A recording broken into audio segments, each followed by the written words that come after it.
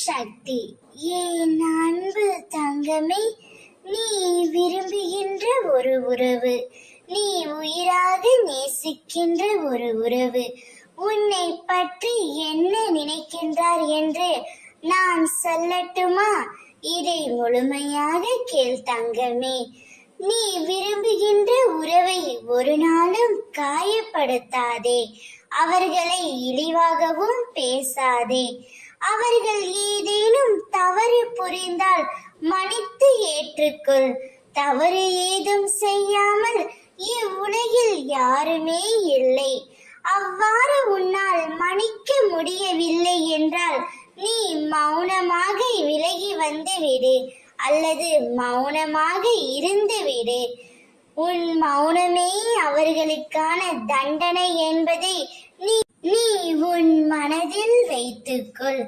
நீ நேசிக்கின்ற உறவு உன்னை பற்றி மிகவும் உயர்வாகத்தான் எண்ணுகின்றது.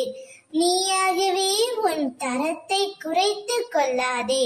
உன்னை பற்றி உயர்வாக எண்ணினாலும் அதை உன்னிடம் ஒருபோதும் சொல்வது இல்லை.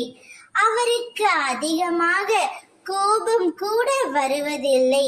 சில நேரத்தில் கோபம் வந்தாலும் அதை வெளிக்காட்டுவதும் இல்லை. கோபம் என்பது எல்லோருக்கும் இயல்பாக வரக்கூடியதுதான்.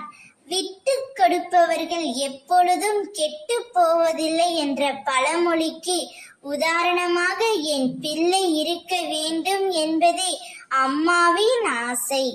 நீ விரும்புகின்ற உறவு உன்னை பற்றி உயர்வாகவும் நல்லபடியாகவும் நல்ல எண்ணம் உடையவள் என்றும் தான் நினைக்கின்றது.